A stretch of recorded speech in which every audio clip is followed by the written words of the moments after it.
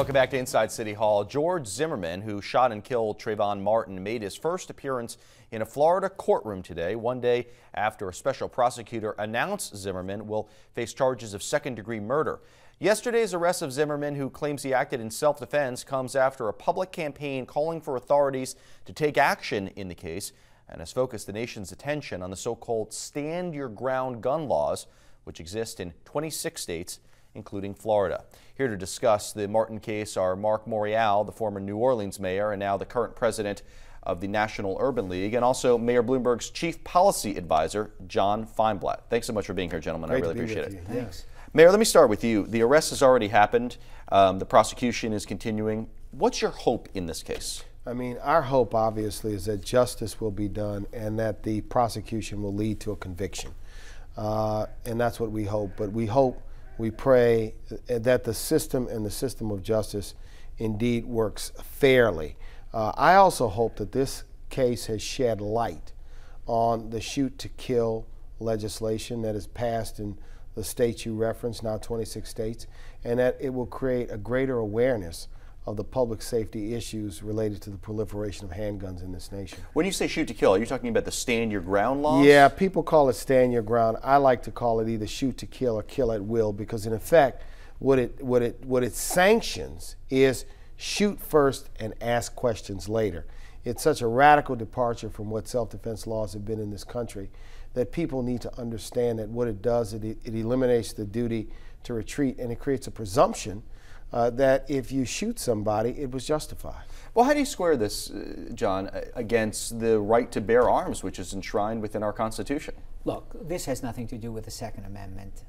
It has nothing to do with the right to bear arms. What this is about is turning your back on police officers, turning your back on prosecutors, and taking justice into your own hands.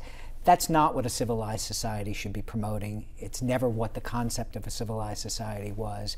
And I think we have to be absolutely clear about it. These are NRA-backed laws, and unfortunately, the NRA has taken the position, any type of weapon, any place, anybody, and any amount of violence. And that's not what a civilized society stands for. This case has galvanized outrage across the nation and across political aisles. Do you think that this is a good time now to go after the NRA? Do you think that you might have more momentum now than you've had previously? Well, look, I think that one of the things, everybody's concentrating on this one case, but as Mark said, I mean, this is one of 26 states, and let's look at what's happened in those states. Florida, after the law passed, they went from 12 so-called justified homicides a year to 36. Texas almost doubled. Georgia went from something like 7 to 14. It actually did double.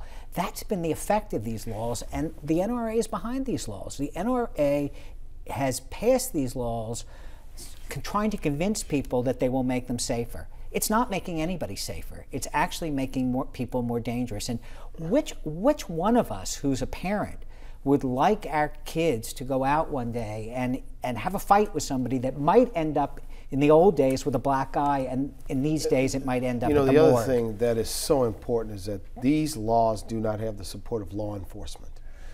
They place greater jeopardy and risk for law enforcement. They make law enforcement's work and job much more difficult in our communities.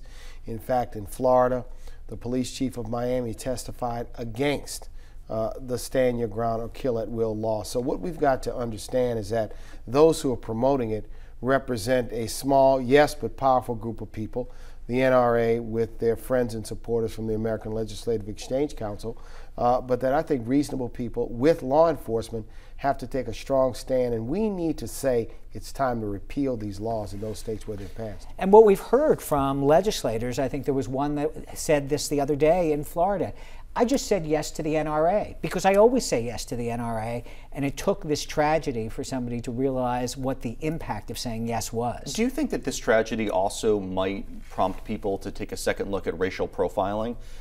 You know, folks all over are donning the hoodie now and saying, you know, just because a young black man is wearing a hoodie doesn't make him a threat. Do you think that that's somewhat of a silver lining of all this? I hope that people will take a closer look at racial profiling, because it happens all too often. in this nation and in this country, where we create a certain image of a person because of the color of their skin, and that's a reason to fear them. We need to promote tolerance. We need to promote respect.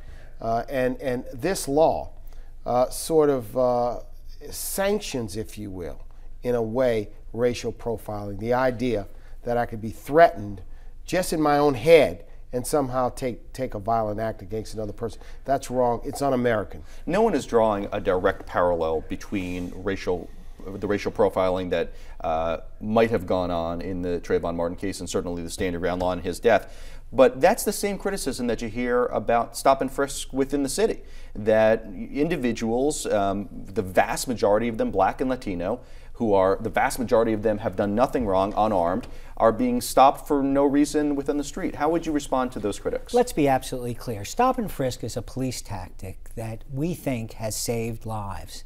Oh, if the crime rates had stayed where they were 10 years ago, there would have been about 5,600 more dead people in this city than there are today. And unfortunately, most of those people would have been Black and Latino. In fact, about 90% of them.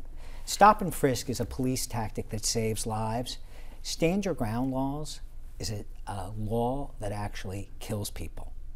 There's a vast difference between saving lives and killing people. We may not have a complete concordance on stop and frisk laws, because one of the things, when I ran New Orleans, I was always concerned about, and that is any police measure which may have some short-run benefits, but erode public confidence in the ability of police to do their job through cooperation. And I know that's not the subject matter today, but I do believe that if a department uses stop and frisk, it's got to be scrupulous, it's got to be tailored, it's got to be very carefully deployed. We have about 30 seconds left. Let me just ask very briefly, John, what's the next step as far as this case? Is the mayor going to be going to Florida? Is he going to be holding more rallies? Is he going to be continuing his cause against the NRA? The mayor announced yesterday with the Urban League, with the NAACP, with Reverend Sharpton. With Reverend Sharpton, that they were going to try to mobilize a grassroots campaign to make it clear to people what the impact of these laws are, and make it clear to the people that the NRA is actually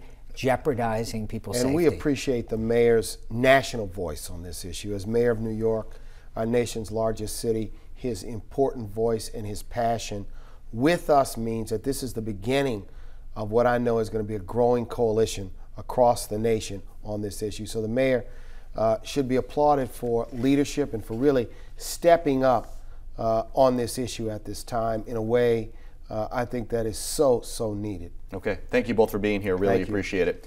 As for us, it's time for a break. Coming up, by some estimates, 1 out of every 4 school children are the victims of bullying.